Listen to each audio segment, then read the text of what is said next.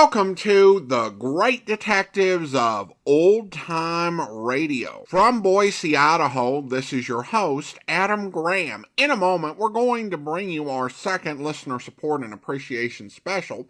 But first, I do want to encourage you, if you're enjoying the podcast, to follow us using your favorite podcast software. And our listener support campaign continues. You can become one of our ongoing Patreon supporters for as little as $2 per month by going to patreon.greatdetectives.net. Well, we're bringing you something a bit different today. In years past, we brought you Twice Told Tales, where we take a look at one version of a radio script and how it was reused on another. This is different. I could, I suppose, call it 4 Times Told Tale. But don't let that scare you or put you off. And I know some people might think, hearing the same exact story 4 times in a row doesn't sound very interesting. I think I'll skip to the next episode. Well, let me explain a little. This is actually going to be a look at a Yours Truly Johnny Dollar serial that was written by E. Jack Newman under the pseudonym John Dawson. What makes Johnstone's Yours Truly Johnny Dollar serials interesting is that they are rarely a case of take one script, pad it out, and there you go. Plus, Crutchfield did a few scripts that were like that. But E. Jack Newman tended to take elements and ideas from different scripts and combine them into the Johnny Dollar serial. In addition, you'll get to hear how different actors and creative teams handled these particular stories. So, we're going to be bringing you Jeff Regan, Nightbeat, Yours Truly Johnny Dollar with John Lund, and then the Yours Truly Johnny Dollar serial with Bob Bailey. So now, from October 12th, 1949, here is Man in the Church. Welcome to the Great Detectives of Old Time Radio. From Boise, Idaho, this is your host, Adam Graham. In a moment, we're going to bring you this week's adventure with the Falcon. But first, I do want to encourage you, if you are enjoying the podcast, to please follow us using your favorite podcast software. Also, our listener support and appreciation campaign continues, and you can become one of our Patreon supporters for as little as $2 per month by going to patreon.greatdetectives.net. Now, from April 12th, 1954, here is The Case of the Big Fix. And now we invite you to listen to the adventures of the Falcon as Mike Waring solves the case of the Big Fix.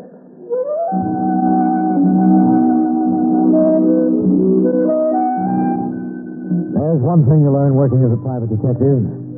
Haste doesn't always make waste. As a case in point, I give you Dutch Schneider. Dutch is a solid-looking citizen behind the mahogany desk at the Belvedere Club. He's a gambler by profession, but that doesn't mean he takes chances.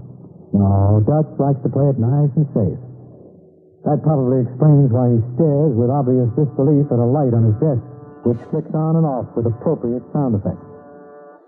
O'Neill. Yeah. What's going on out there? What do you think, Dutch? It's a raid. Are they doing any damage? Can't you hear it? No. Take my word for it. They're playing awful rough. I'm glad they're having fun. Who's in charge? I am, Mr. Schneider. Never mind, O'Neill. You want to see me? Yes. What's your name, officer? Corbett, Sergeant Corbett. Why wasn't I notified of this raid?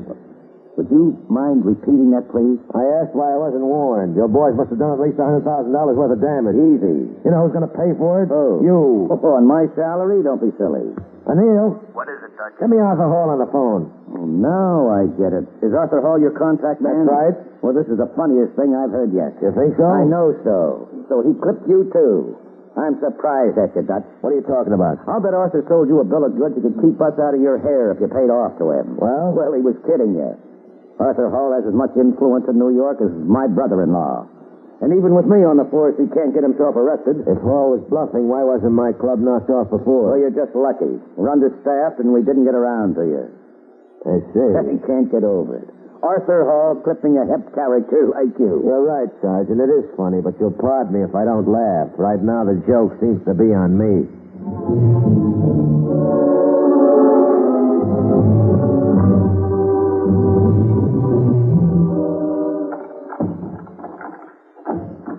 That's you, Arthur? Yes. You're late. I was detained at the office, Peggy. Why didn't you answer your phone? Dutch Snyder has been trying to reach you all evening. Oh? Did he call here? Mm-hmm. You know, Arthur, I got the idea he was a little annoyed with you. Why? What did he say? Wasn't what he said, darling. It was the way he said it. Listen, Peggy, I've got to leave town for a few days. Huh? Yeah, something's just come up. You remember Al Morris? Arthur, you don't have to explain. You know I trust you implicitly. When are you leaving? Right now. I'm going to Los Angeles. Oh, that explains it. That explains what? Why, North American Airlines called and confirmed your reservation to St. Louis. Well, they must have made a mistake. Yeah. Hello, Peggy. Hello? Dutch. What are you doing here? Well, there are a couple of things I want to take up with you. You mind leaving us alone for a while, Mrs. Hall? What? Very well. No, Peggy, come back. Peggy! That's a swell girl they got there. Listen, Dutch. I know what you're going to say. Good, then I won't have to say it. There was a slip-up. I've been on the phone all day. Those boys had no right to raid your place. Oh, but they did. Well, I've got an appointment to talk to the commissioner tomorrow. I don't see how you're going to manage it. What do you mean? Well, to talk properly, you should have teeth. And I don't think you're going to have many left.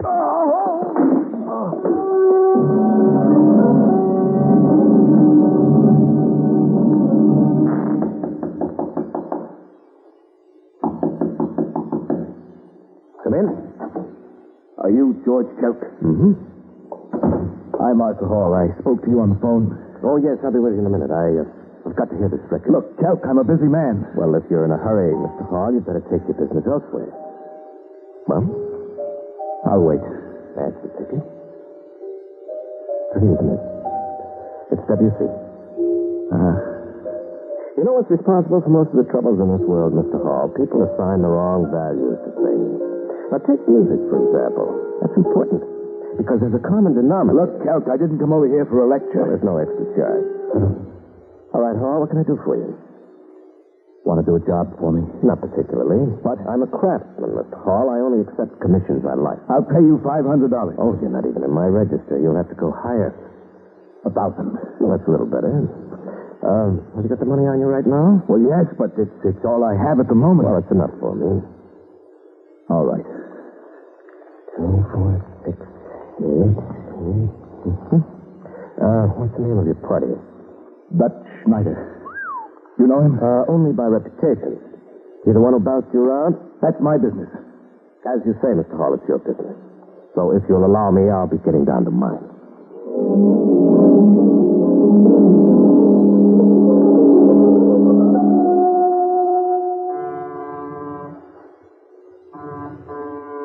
Just a second. Yes? You Dutch Snyder? Right. Kelk is my name, Georgie Kelk. Kelk, mm-hmm. Have I heard that name before? I don't know, have you? Sure, you're the... Go on, Dutch. You won't hurt my feelings. Rather not take any chances. Frankly, it won't make much difference. Sit down. You, mind if I smoke? Try my brand. A match? Sure. Okay. Thanks. Where do I get it, Count? What's wrong? What's right here? Aren't you afraid of the noise? I guess you didn't notice the silencer on this baby. Excuse me for trying to tell you your business. That's quite all right. You don't mind talking? Not at all. Oh, I see you go in for the classical. Whose album is that you've got on the Tchaikovsky piano concerto? Rubinstein. Oh. Have you heard Horowitz play it? I like Rubinstein's better. It's got a lot more fire. Oh, you're out of your mind. No one can touch Horowitz when it comes to execution. You ought to know. That's all right. Say, tell me something, Dutch. Why is it the nice guys always get it? Well, there's no reason why they should. Now, look, Kelk. I don't want to insult you, but can't we talk this over? No, I'm afraid not. I know who put you up to it. It was Arthur Hall. Well, now, what difference does that make? A lot. You got nothing in common with Hall. Wouldn't you rather work for me? Oh, definitely. But it's too late now. Why? You can't tell me you're afraid of Hall. I don't know what he gave you, but I'll pay you $10,000 for that gun. Fully loaded. Well, I don't know, Dutch. I've never done anything like this before. And if I did now, I wouldn't want you to think that the money you're offering had any effect on my decision. Of course not. No, but there was something about that fellow Hall that just rubbed me the wrong way, you know? All right, Dutch. Get the dough.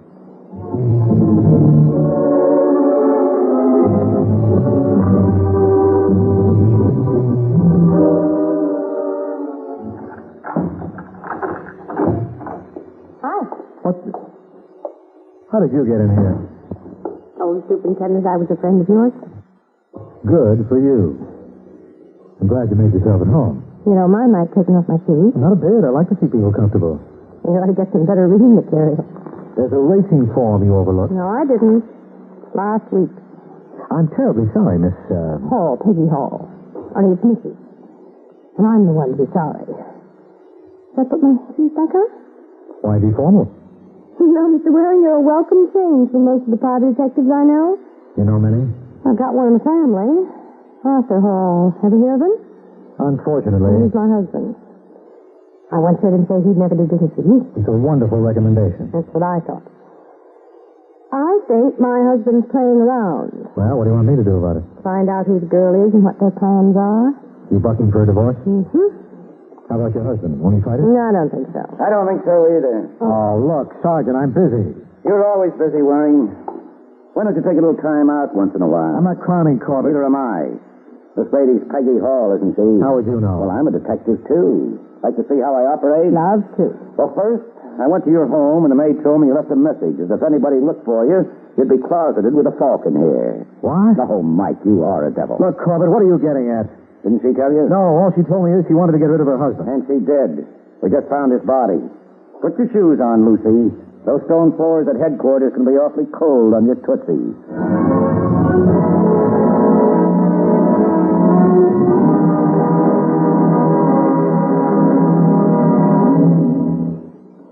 In a moment, we'll continue with the adventures of the Falcon. Now back to the adventures of the Falcon.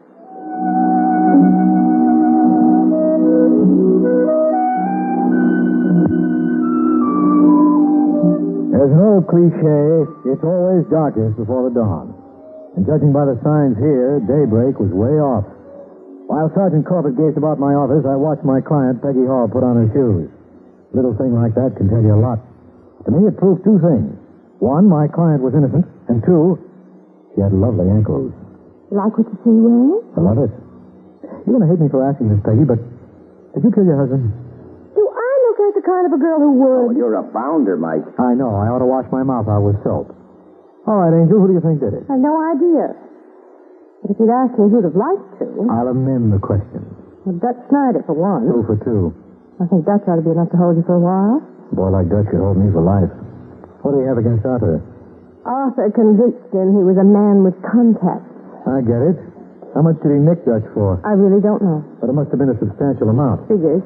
That's quite an achievement to take money away from Mr. Schneider. I wonder if I could get in touch. I'll let you kids know if I score.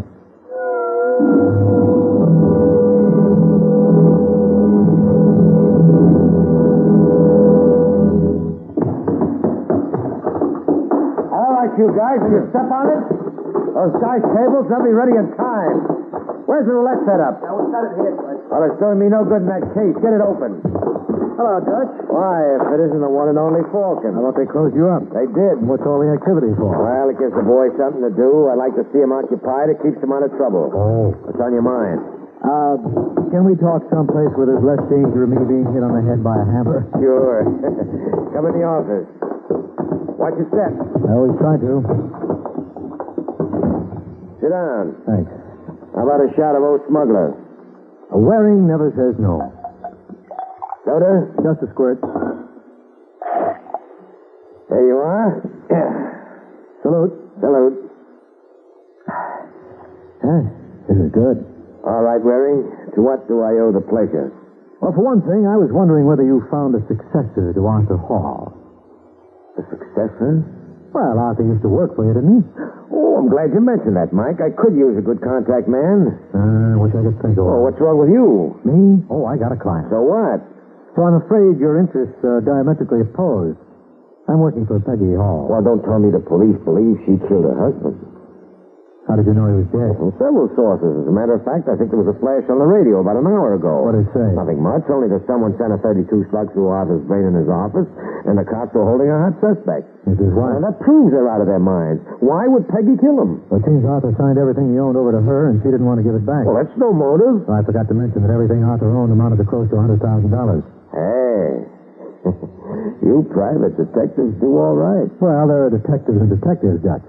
Now, Arthur had a few soft touches. He convinced a couple of clients he had political connections, and he was looking for a fat little fee each week. Yeah, you don't have to tell me. I was one of the principal contributors. So I've heard. What gets me is why the police haven't talked to you. Maybe they have. What'd you tell them? Obviously enough to convince them I didn't murder Arthur. You want to try convincing me? Where's my percentage? How's your drink? The drink? Oh, fine. You want one for the road? Oh, I'm in no hurry. I can spare another few minutes. Well, I can't. It's okay, Dutch. You don't have to beat me over the head. I can take a hint. I'll see you around the pool room.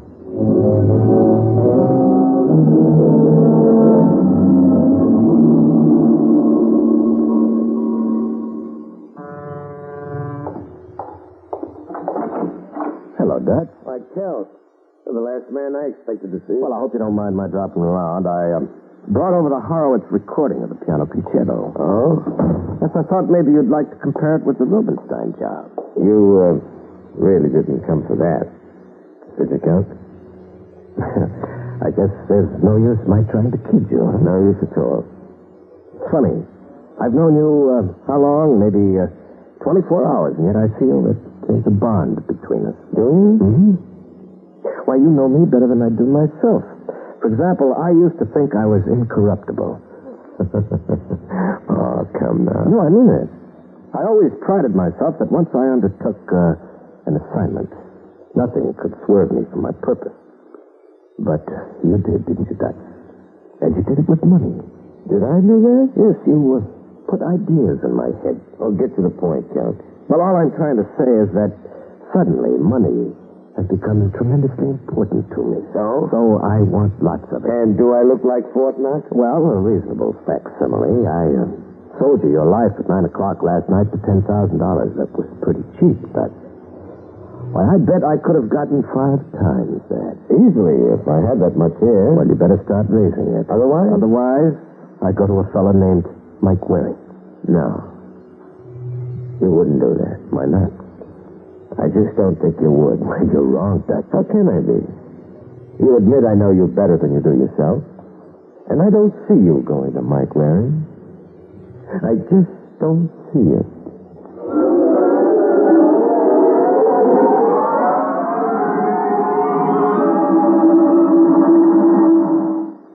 Let me see if we understand each other, Kel. I think we do now. And you'd be willing to repeat the same story to the cops? Why not? Well, you admitted that you'd been hired by Arthur Hall to take care of Dutch Schneider. Well, nothing happened to Dutch, did it? No. What can happen to me?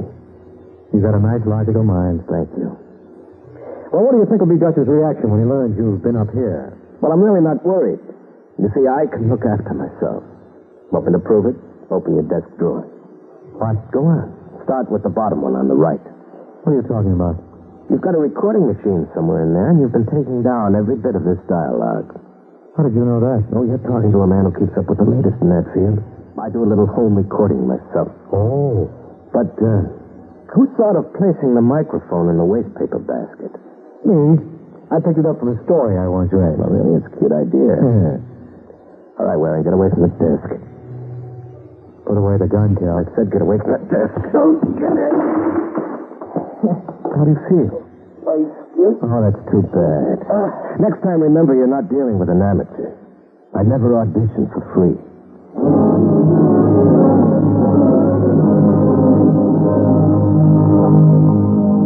Listen, Chuck. And look here, just take a little more water, Mike. No more. Come on. Oh, let me... Oh, now just take it easy. Now, take it easy, chum. Something new has been added. Huh? 3 stitches in your scalp. What? When did you get here, Sergeant? About an hour ago. Well, let me see that desk. There's nothing to see there. No, you'll have to buy yourself a new recorder. Listen, Corbett, a boy named George Kelk was up here. Yeah, I know. You kept babbling his name. Well, he can clear Peggy Hall. Now, look, I tell you, I had the evidence on that machine. Oh, sure. Will you stop trying to humor me? Arthur Hall originally hired this Kelk to bump Dutch Schneider. Only Dutch was lucky and bought his way out. Now, is that a strong enough motive for you? You mean for Dutch getting back at Arthur Hall? Yeah. Well, I'd be out of my mind to say it wasn't. Well, Kelk can prove the whole business. Oh, no, he can't. Look, Sergeant, I talked with the man. He told me that 9 o'clock last night he went up and braced Dutch. That's where you run into trouble. I don't see why. Well, that's because you haven't seen the autopsy report. Arthur Hall was dead at 8. What? That's right. A full hour before Kelk even got to Dutch. Yeah, you better get the aspirin, Mike. Your headaches are just beginning.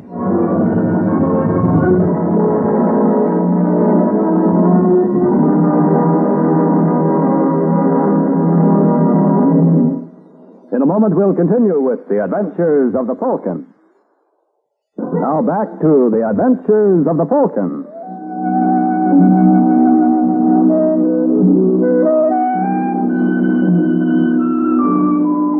If Georgie Kelk made me sick, Sergeant Corbett wasn't exactly what the doctor ordered either. When I refused to believe that Arthur Hall was killed an hour before he even met Dutch Schneider, the sergeant showed it to me in black and white. There you are. Now will you behave? When did this autopsy report come through? Around 6:15 tonight. Why didn't you call me? I tried to, but you were out. Well, you could have left... No. You got any other leads? No. Your client, Mrs. Hall, still refuses to tell us what she did with the gun. What gun? Well, the one she bought 3 months ago in a pawn shop. Why? Well, to hear her tell it, she was afraid with Arthur away from home so often. That's possible. Sure. Why'd you buy it under a phony name? She's a woman. Oh, yes, of course. That explains everything. Well, how'd you finally run it down? Through the car. The pawnbroker remembered she was driving a blue sedan, and they got the first 4 numbers of the license. Pretty observant boy. What kind of a gun was it? A police special. Is that what was used on Hall? Could be. The slug we pried out of the wall was too battered to tell. Look, Corbett, Peggy didn't kill her husband. It's not in character. Oh, that's good. That's real good. You spent all of 60 minutes with the girl, and already you've got her analyzed. I tell you... Wait a minute. Oh, if I'm not the original idiot, Yes, boy. I've been saying that for years. Where's Peggy now? What do you expect? Well, I got to see her. I just thought of something. The way my mind is working lately, I can't take a chance of forgetting it.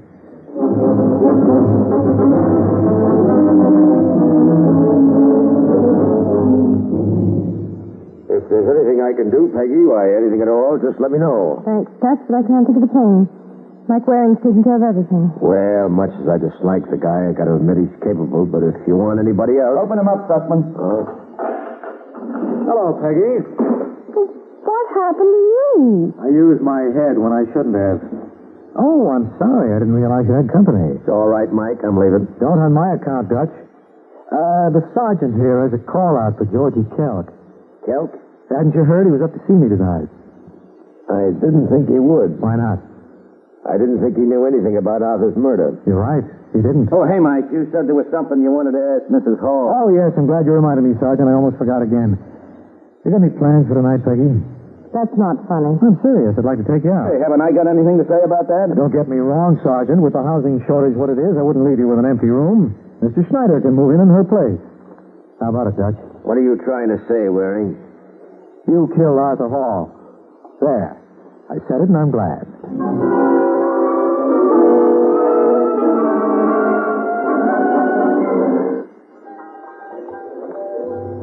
I can't believe it. You can't believe what? Dutch Schneider killed Arthur. Suit yourself, Peggy. But it obviously had to be one of you. Well, in that case, I'm glad you picked on Dutch. What convinced you he's guilty? That gun you mislaid. What? Sergeant Corbett said it was a police special, and that's a .38 caliber job. What does that prove? Well, when I asked Corbett if he was positive the bullet was fired from the police special, he admitted they couldn't tell for sure. Yeah, so? So how come when I first went to see Dutch Schneider, he knew definitely it was a .32? Oh, of course. Dutch must have had inside information. The very best. After the raid on his club, Dutch went to your home and beat the devil out of Arthur. Well, why didn't he kill him then? Arthur must have promised to return the money he got from it. How could Arthur do that? Arthur had signed over practically everything he owned to me. Sure. And then when Dutch realized he had no chance of recouping, he went to your husband's office and killed him. But in between that, Arthur hired Georgie Kelk. By the time Kelk located Dutch, Arthur was dead. Should I say that I'm sorry? Not if you don't feel like it. But, you don't want to let this prejudice you against all men. Oh, no, I won't. No, I know now the type I can handle. And when I see one of the other kind, I'm going to start running. How do you recognize the other kind? Oh, that's easy. They're private detectives. That's the way.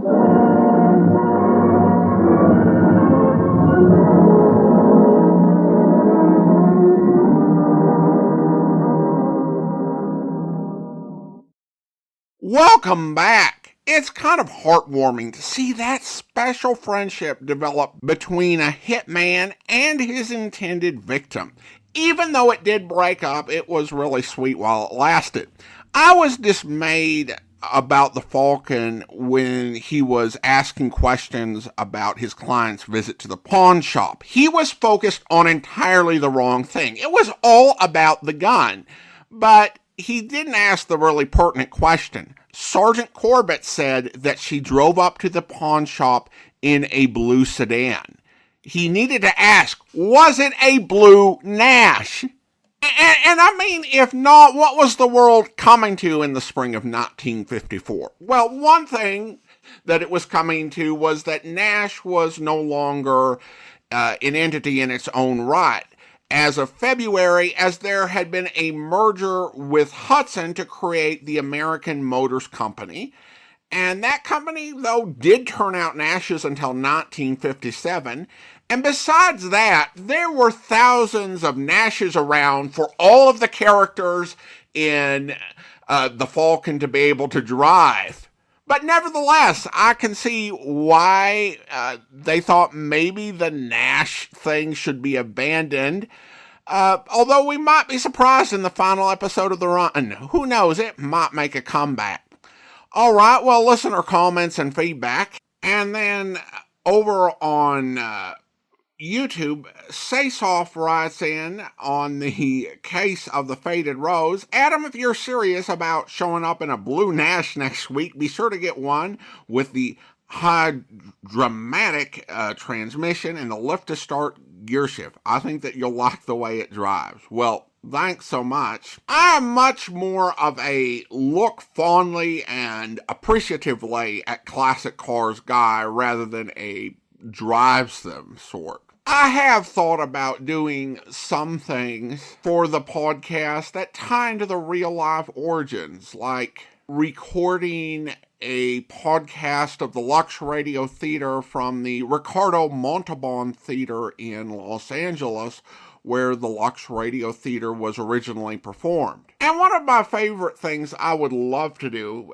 is when we do Voyage of the Scarlet Queen, to find someone who has a boat, like would have been used in the series, and record the first couple of episodes from the deck of the ship. I'm not certain that is even practical from an acoustic standpoint, but again, thanks so much. Appreciate the comments, Saysoft, as well as the car recommendation.